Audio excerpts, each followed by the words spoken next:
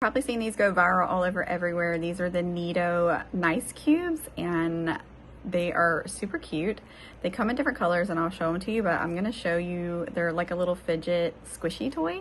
So I'm gonna show you them up a little bit closer so you can see if you think that they are worth it. The NeeDoh Nice Cube looks like out of the box. So you've probably, like I said, you've probably seen them all over. They went kind of viral, but basically they're just kind of like a squish fidget toy. And so they're supposed to be good for like relaxation or, you know, just to occupy yourself. So I think these would be really good for kids who need that kind of like stimulation, or even for adults. I like it.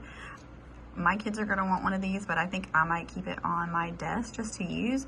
But the thing that's pretty neat about this squish in particular is that the box says it always goes back to square. So the shape is square, and you can see there it will go back to its original shape pretty quickly after you're messing with it. The only thing that I have noticed is that you can see it will collect anything that you stick it on, so I wouldn't put it near anything that it could collect, but I'm sure you could just rinse it off and it would be fine after that.